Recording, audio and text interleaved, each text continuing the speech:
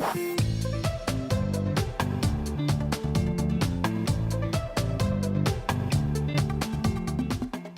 hi everyone, my name is Ayaka and I'm a consultant with LSAT Unplugged.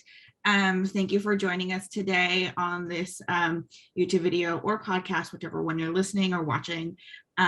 We have the great pleasure today of having Velo from Life at Harvard Law, the YouTube channel, here with us, and he's going to kind of talk us through, his application experience as well as his life at Harvard Law. So thank you for joining us. I'm going to hand the mic over to you, just so you can do a little intro, and then we'll kind of get started into the questions.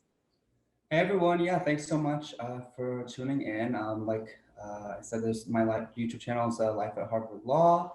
I'm a first generation college student. I went to UC Berkeley for undergrad. Yeah, I moved around a lot growing up, but I eventually came to California for high school. And I'm repeating myself, but went to Berkeley, and I kind of thought maybe I would go to medical school. And then I looked up the requirements, you like a year of physics, year of chemistry. And so I was like, I feel like that is not for me. And so then I actually took this class with Professor Sonia Katyal at the law school. And I really just like thought it was so interesting, especially like it was like gender sexuality in the law. And I was surprised at how recent some of the cases were and all of that. So I thought maybe law school would be interesting. And so then I interned for a criminal defense attorney's office in Los Angeles. She was actually one of the co-counsels for the OJ trial, which was really cool to kind of be under her wing. And then from there, I shot my shot in the law school application process. And now I'm going to be in my final year at law school. Wow. So just kind of going big picture here, what kind of, I know you said you shot your shot, which I encourage everyone to do, but what kind of prompted you to consider sending in your application to Harvard? Because, on everyone's list, it's almost on everyone's list, right? When you ask, like, where are you applying? And almost everyone's like, yes, Harvard. But what prompted you to do that?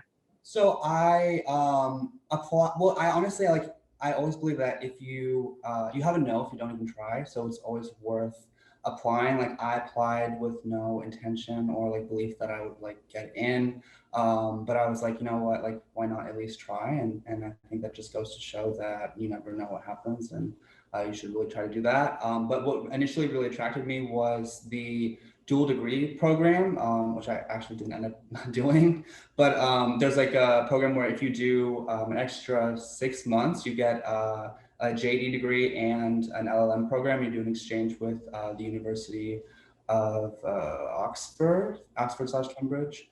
And obviously like just the name Harvard, like and Legally Blonde and all of that was also like just a very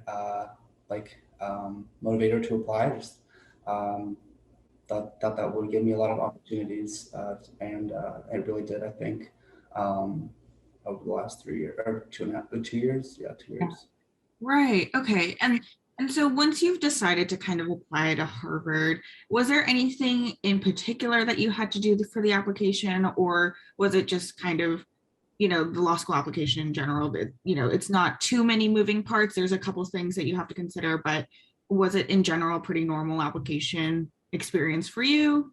How was that? Yeah, so I was just I had to do everything on my own. I was very lost. So I was like all these different components. I had to do what LSAC and LSAT, like all these different things. So like I would do a lot of research and like read on like the Harvard website. They actually have like kind of explaining a little bit about what each section is. And so basically there's like a few key components. You have your personal statement, the optional essay / diversity statement, the LSAT, then your transcripts, recommendation letters, and I hope that, yeah, that's all of them. And so I was kind of thinking about law school like midway through college after seeing the medical school requirements. And so I kind of started to try to go to office hours to kind of like talk with professors and build those relationships, because I had like read online saying like that it's important that that the recommender like knows you well, because you don't want to have something where it's just like it's a great student, like you want like specific details and all that kind of stuff. So I try to do that prep ahead of time. I also tried doing the LSAT. Like I kind of got like a little book, and started kind of like just making my way through that and like seeing what it was. But other than that, it was kind of just like winging it through it. I did my best, and that's kind of like why I created the YouTube channel, because I wish that I had like someone that I could talk to. So I kind of tried to provide that resource. Yeah, and I would love to get back to your YouTube channel, but before we do that, I loved your comment about, kind of building a relationship with your professors. You and I know, I actually went to UC Berkeley as well. So you and I know the school's huge, right? You have some classes that are in different rooms because they don't fit all the students in. And then as you get into the, more advanced classes, they get smaller, but the importance of kind of building that relationship. And you got students who are very nervous to do that. Do you have any kind of tips on how to get close to a professor, or how to kind of build that relationship so they can be better prepared to write a letter for you?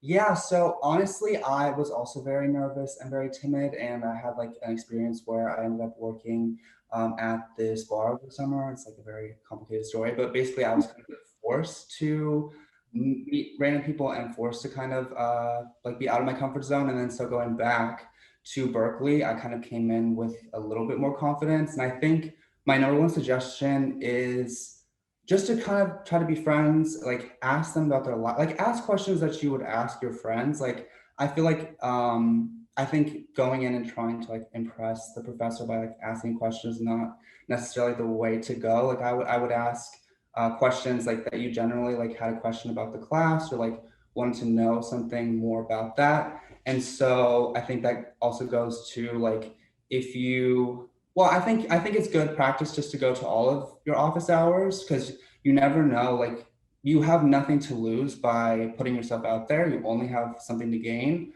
And so maybe if you're not necessarily interested in the subject material, like I know it could kind of be hard to come up with a question to kind of just like ask them about their life, or things like that, because people like to talk about themselves. And so if you kind of just like open that dialogue, obviously, it depends on the professor. Like some professors might like be standoffish and don't let that like discourage you from like continuing to try. But I think just going in and just being like authentic and genuine is like the best way to go. And then as you like kind of go more, I think the professor will like show you putting an effort and maybe will lead the conversation for you. So I think like, and also go with a friend. Like you don't have to go by yourself. Like you can bring like a friend if you have a more outgoing friend that maybe can like help you go, or maybe some other people from the class. That's a great way to go if you're a little bit more timid. But yeah, teamwork makes the dream work. Like That's great. That's great advice. And I think, sometimes it's hard to build that relationship, but once you do, it's a lot easier to ask for that letter of recommendation as well. So great advice there. Another piece of the application that some people get very nervous about, we all know the LSAT, you want to score really high and all that. The essays, so the personal statement, diversity statement. How did you go about writing those?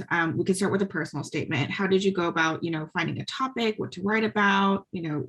What was your process there? yeah, so honestly, my memory is gonna be blurred because like I've done like a video series with the Dean of Admissions, like learning what they're looking for versus what I thought they were looking for at the time. But I really just kind of wanted to tell my story.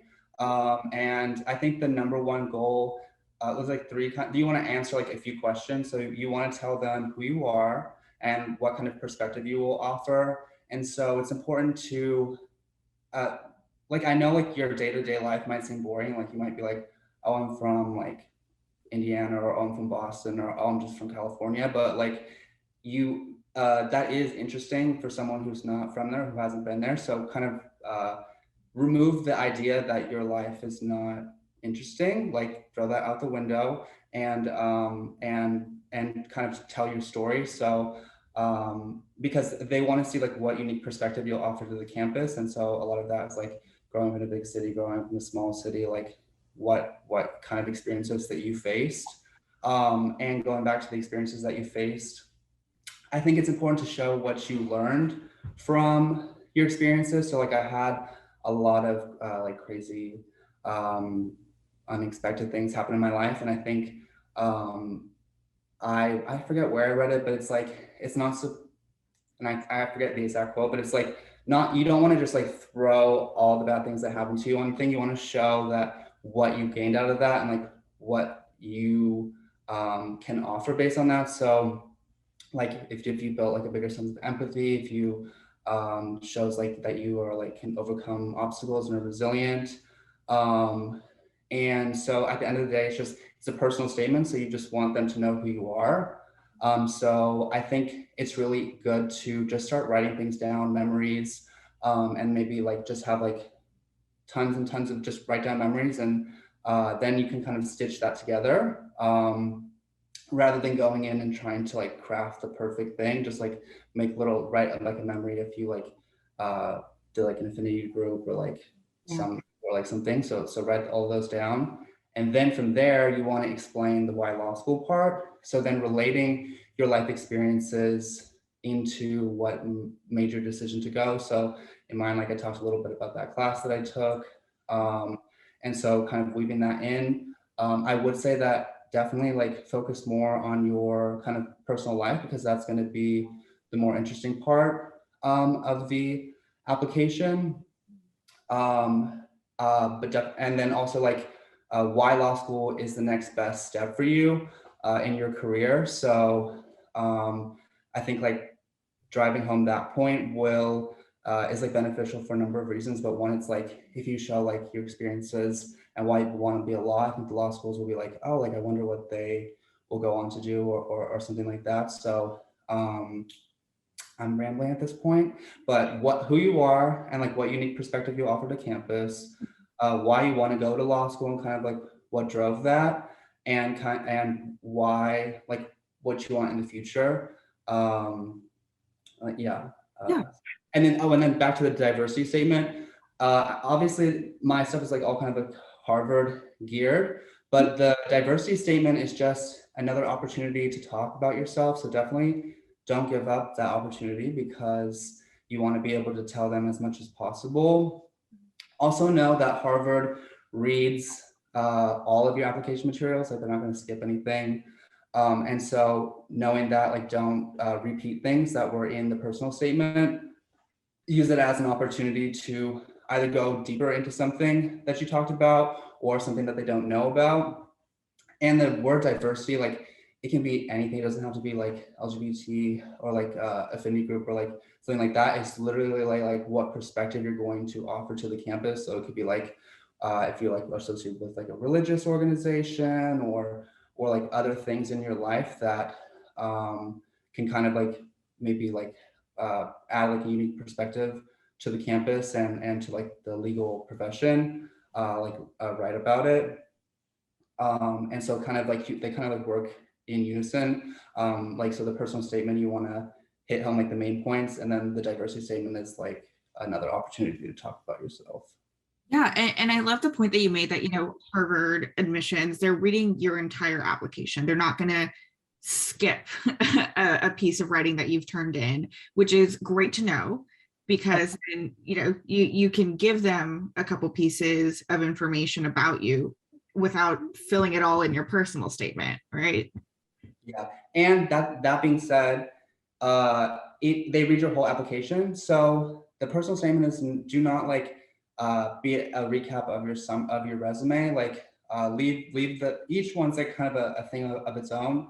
So I use them like accordingly. So if you have like your experiences on your resume, like you don't need to be like, and I did like just to like, if you're proud of something, I know it can be easy to be like wanting to like say it again in the personal statement.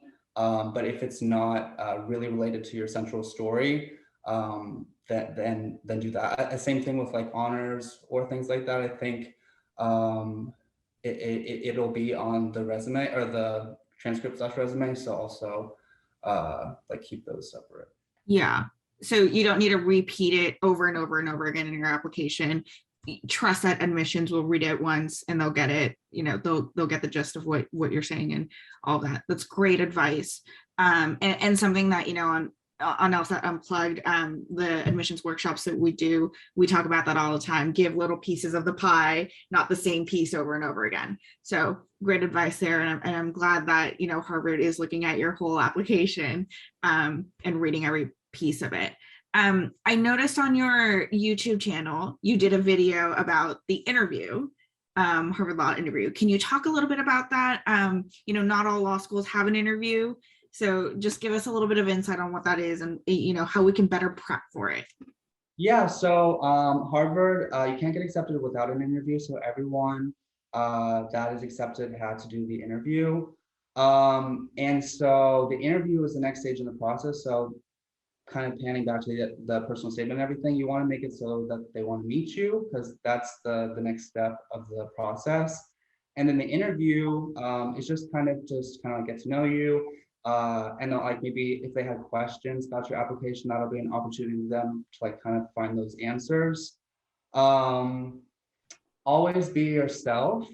Don't try to be the person you think that the person that you think that the Harvard student is, because they're looking for you. And so I think it can be like easy to kind of trying to like put on like the perfect image of what you think that you should be, but that's not the goal. Because also like you don't want to be accepted as like someone that you aren't truly. So just like that mind, and I think it'll like kind of reflect in the interview. Always trying to be like enthusiastic and like just talk about your like genuine interests. And as far as the questions, I cried after my interview because I thought I had gone so bad. Because basically the times for the interview slots are Eastern time, and I was in the West Coast. So all of a sudden I got a call from the Harvard admissions office, and I was like, hey, like, is this a test call? I wasn't in a suit or anything like that.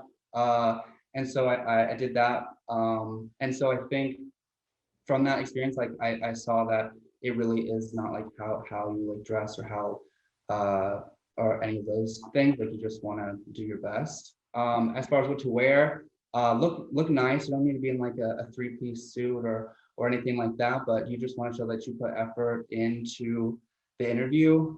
But I did it in like just a t-shirt, so I wouldn't recommend doing that, but that's not, don't stress too much about that. They will ask some like kind of strange questions. There are I would search Harvard Law interview questions, and they have a whole list of questions that you can review. One question I got tripped up on was, tell me something that's in your app and that's not on your application. And I was like, I put everything on the application that I want, but then we ended up just like talking about how like I did some cooking stuff. So I'm like, I guess like think of other things that you might be able to talk about, because it's like you don't get like a deer on the headlights and like Right, definitely. and then there are some like situational questions. Like one question that I got was, if you want a group project and there's like 5 clones of you, what would the project be like? So like just roll with it, and do your best. I really honestly don't have I don't know how you, because you don't know the questions ahead of time, so that can be difficult. And yeah.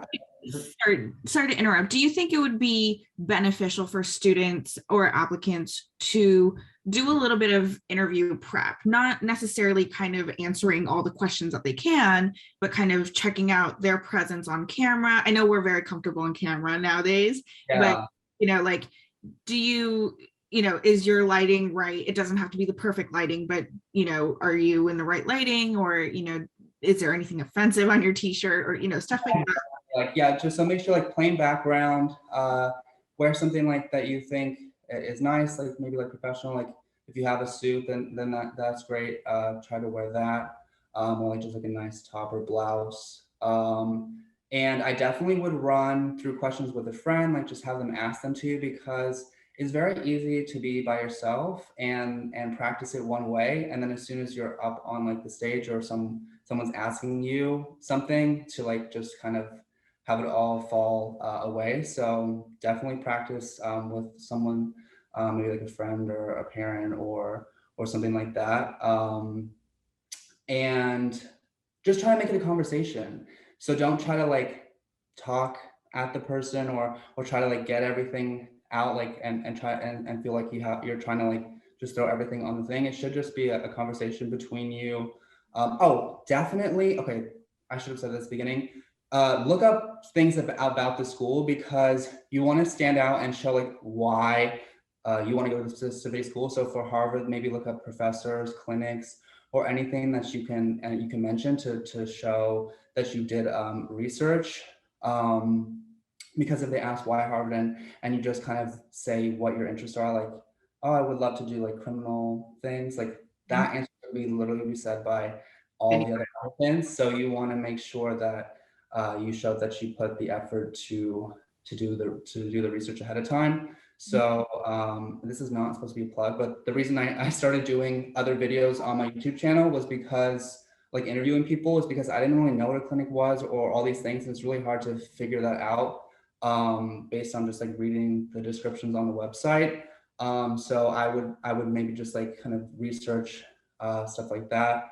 But at the same time, like, again, don't feel like you have to be like, I know this about Harvard, I know this about, like, just like pair it to your interests. Yeah, and we say this all the time. People try to do it in their essays as well. Don't regurgitate facts about the school. The school knows who they are, so you don't regurgitate it. And really kind of make sure that you're genuinely interested, because I've interviewed a couple of admissions officers this cycle, and they all say we can really smell it when people are faking it. So you really want to be genuine, and like you said, be prepared to answer questions. And so I think that's great advice. Switching gears a little bit, once you gotten your acceptance, what made you kind of say, yes, I actually want to go to Harvard, and that this is where I'm going to do my law school career? Honestly, like Elle Woods, honestly, I thought I was that was the goal. I really, like, everyone knows like the Harvard name. I really wanted to go to Harvard for undergrad and had those dreams crushed when I didn't get in. So I thought also that was a little bit of a deciding thing. The financial aid, they really give a lot of need-based aid. So I actually got like really good funding for that. That being said, they do have the summer contribution, which I did not figure out until later, which we're trying to advocate to get rid of. But over the summer, if you work, they take like 90% of your income over the summer living allowance. And so I didn't know that going in, but still, like, the financial aid is very generous. And I just thought I would meet the class size. There's 500 people. So you can meet people from all over the world. And like, I was worried, like, if you go to a small school and like maybe you don't make friends with someone or something, like, then you're like stuck with this small pool of people. And so I thought like there would just be more opportunities to meet different people. And then yeah, as there's like so many different classes and clinics, and yeah, so that was really helpful. Great. And the summer before, we're all talking about the application, so we kind of get caught up in that. But the summer before the start of the fall semester, did you do anything to prep for law school? There's courses out there, there's tutors out there who say like, you're going to be better prepared if you take this. So anything like that for you? I didn't. I think like I learned it on the go. It definitely would have been helpful to know like the difference between a state court and a federal court and all those things. I had no idea about that. We had Supreme Court Justice Elena Kagan as our uh, original like orientation thing. I didn't know who that was. Like, I really did not know a lot going in. So I think it was like a little bit of playing catch up to maybe people who had like parents that were lawyers or things like that. And so I think to combat that, Harvard released a thing called Zero L, and it's kind of like a series of videos. It's available to anyone, and it's free. So if you have the time to do that, it's like hours of video. So I kind of like try to watch them. But I wouldn't, you're not expected to know anything going in. And I think the best way to learn is kind of to just be thrown into the environment. And so I was able to do everything with like kind of like no baseline knowledge. Obviously, it would be more helpful to have that knowledge going in, but I wouldn't overstress yourself because they're going to give you so much work throughout your first year. I would really just try to take the time to say hi to friends and kind of do all of that before you really are just like reading and doing all of this stuff throughout your first year. Yeah. And kind of switching gears to, your experience at Harvard Law, how was that first year? You always hear the first year is really hard, and sometimes people do great, some people sink. How was that, and how was that different from what you expected going into law school? So I was overconfident. I really believed that that I would just kind of like skate on by. It would be just like Berkeley, and I was very wrong. It was nothing of the sort. It was like, so you're just constantly reading, and it's not like just the reading. Like, so class is structured around calling on people through the class, and so you're in a room full of all your peers, and the professor calls on you like you don't want to not know about the case. And so it's like not just like knowing facts about the case, but like being able to bring an opinion about it, which really involves like knowing what happened. So I built so many skills from that experience. I think I've become more confident, and like just it's and helped in a lot of areas of my life. And so I would just know that it's going to be really difficult, but make a community of friends, because you're all going to be going through the same experiences together. So I think building community is a really important part of the 1L experience. I would also try to, before you go to law school, like write down some of your interests, and like kind of like make a list of your values and things that are important to you and things that you enjoy doing, because I can't like once you start law school, you're doing so much work that you kind of lose a lot of the time to do the things that you did before. So I think like remembering those things is really important. Also, just so that you don't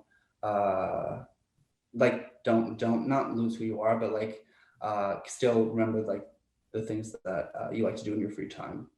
Sure. And did you enter law school with like an idea of what type of law you wanted to do or what area you wanted to know? Oh yes. No, I had no idea. I honestly, so like my pageant answer about like the law school, like the class I took and everything, that really did drive me to go to law school. But I also was at a point where I didn't know like kind of what I wanted to do. I thought law school could be a great tool to have because you can like go to business, or you can work like as an advocate, or all these other things. So I thought like you couldn't really go wrong with the education, but I had no idea like kind of what like a law firm was, what they do, or anything about that. And so I think don't feel bad if you don't know like what you want to do. I still like I have like so many interests still, and it's hard to narrow down. I would just try to take the opportunity to try as many things as possible. So you can do that through trying different classes, not your 1L because they choose all those classes for you, but you can do like student practice at Harvard. It's like called a student practice organization, which is similar to a clinic. Basically, a clinic is where you work under the supervision of a licensed attorney. And so you can do like a tax law clinic, cyber law clinic, or all these things and kind of get experience on different things. And so the student practice organizations are basically just something that you can get involved in your first year, and you don't have to take it as a class. So we have things like the Harvard Law and Entrepreneurship Program, where you can kind of learn different things that are involved for like starting a company or addressing a specific legal issue. And so just trying like getting involved in those things and seeing what you like. I think it's really important to see what you don't like, because that way you can like cross it off your list and keep going. And so yeah, just getting in, as involved as possible. And then you have your summer job for your first year and all that, and you'll really get to try a lot of different things Sure. for that as well. Yeah. So what I'm hearing is, you will be busy with your classes, but you also need to get involved and kind of put yourself out there to figure out what you like and what you don't. Great. I know you talked a little bit about the clinics. I know Harvard offers clinics, clerkships, all of that, and I know you have some very good videos about it on your YouTube channel, but can you kind of run us through what exactly those things are and, how we can go about choosing, maybe not what's right, but how we can go about doing those in our law school career? Yeah, definitely. So Harvard has two advising offices. One is the Career Services Office, which is kind of more private sector jobs. So a law firm, which basically are these like, I don't even know if it's a company, but like a partnership, and they do all sorts of things. They help companies. So they'll be like working on things where one company is buying another company. And so even involved in that, then there's like different departments that kind of all work together. So you'll have like a tax department that's working like the tax issues, like IP technology working on those issues. And so like they kind of either are working on separate projects or all working on one project. I would definitely recommend a law firm just because I think you get to try so many different things. So even if you don't necessarily want to work at a firm, you get the experience and learn about different things. And then maybe you can like the next summer explore those interests more narrowly at a different organization. If you're like interested in the private sector, then there's public interest. So we also have a career services office that will help you with that. And also for both, there's like a list of Harvard students that worked at different places. So you can like kind of see what their experiences were, what they liked it, what they recommended, kind of like get a little bit like insider information on it. And so public interest things, so you can work at like a district attorney's office or like, so for like defending people, you could go to a prosecutor's thing if you're into that kind of thing. And then all sorts of different advocacy things. Like I worked at a internet law clinic in Canada remotely from Amsterdam. Wow. All sorts of things, but so that was really fun. I got experience writing and like researching different international laws and everything.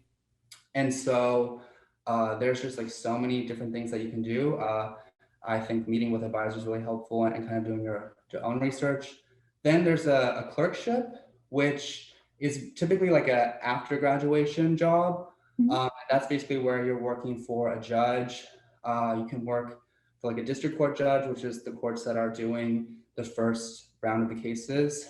And then after that is like the appellate level judges, which then kind of deal with cases where they're appealing that first court's decision. And so I did that and I'm still currently doing that for my half of the summer this year. So mine is like it's not a clerkship, it's like an externship. So it's kind of like doing the same thing, but it's you kind of apply directly to the judges. There's also resources for that through the school.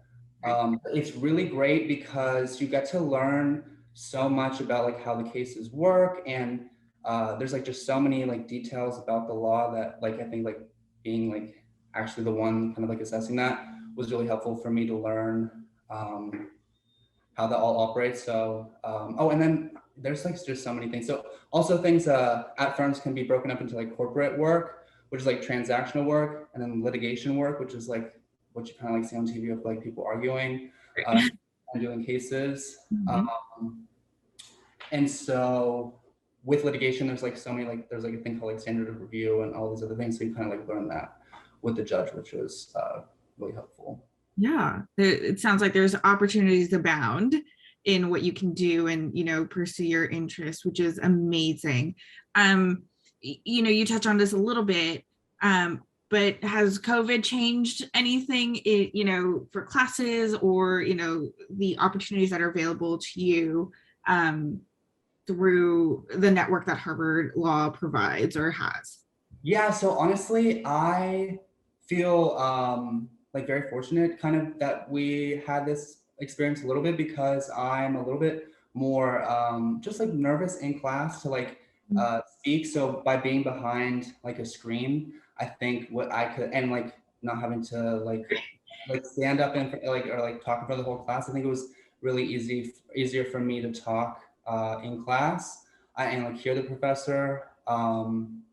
And then like just reaching out to people it was really helpful like for like networking. Just doing like cold call emails I think is great because people like I think get excited when someone reaches out to them. And so just like I think keeping that as we go back in person is really great.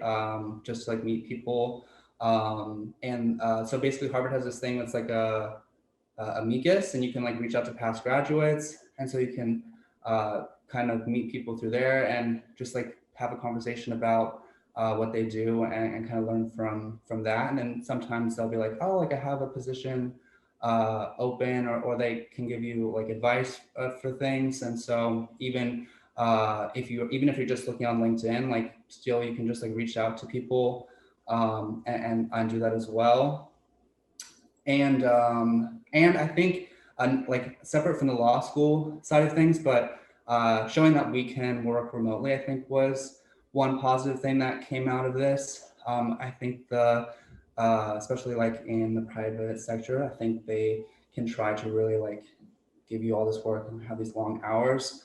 And so kind of like balancing life a little bit more, I think coming out of this will hopefully maybe have like more remote days, which is also good for less emissions, like unnecessary transportation and everything. So I think that overall, I think the law school will kind of keep on to the good things that have come out with all this craziness. Yeah.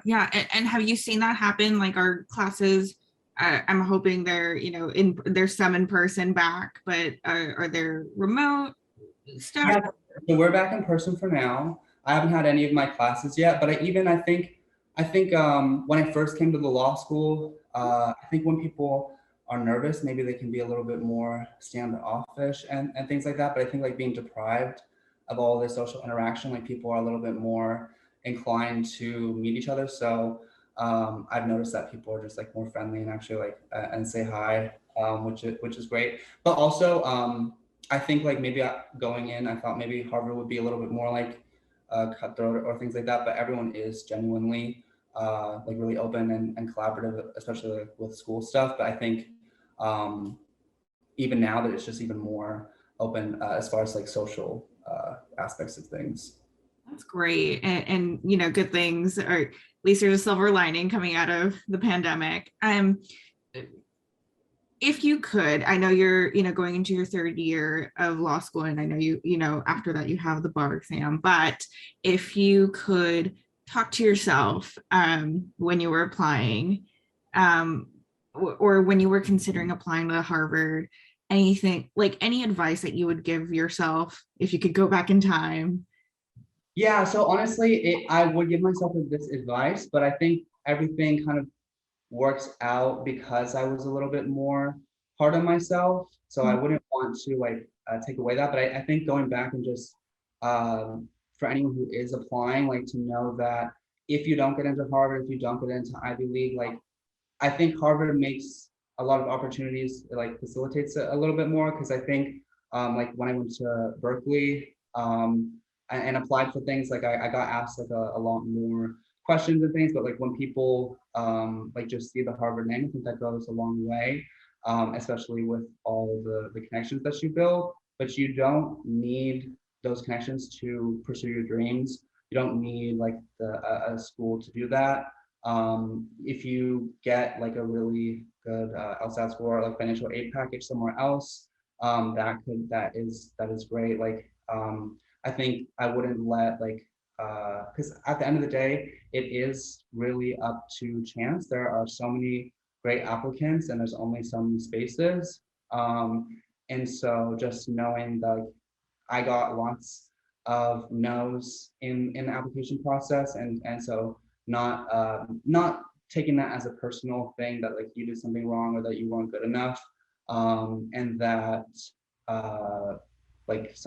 just keep going and this is like I'm rambling at this point, but just don't be hard on yourself and just do your best, because like that is all that you can do. So do all the preparation, like research, practice the interview questions, look at sample personal statements, and help and use that to like showcase who you are, and like make sure you don't have like do like lots of reviews on your resume and all that stuff. But once you've done all of that work, like just kind of let it go and see how everything turns out. That's great advice, not putting too much pressure on yourself to make everything perfect. And that's great. Last question. I know we've been going a little bit. What is your favorite thing about Harvard Law School and what you've gained out of your 2 years there? My favorite thing is probably the friends that, I know it sounds so cliche, but the friends that I made along the way. I've made a lot of great relationships, and there's just so many impressive people at the school that I feel like it's I'm always trying to like catch up a little bit to my colleagues and classmates, but I think that really helped me. I had like the drive, maybe just not like the skill set for doing things, and so I think that like being able to read like 50-page like case and do all of these things has really helped me help others like my mom and other people in my life with things. And so I think I'm glad to be able to do that and help to continue being able to like use this law degree to help people, and especially like when people like try to like exploit like landlords and all these things, like they think that you won't know the law or stuff like that, being able to say like, wait, no, like Yes. yeah.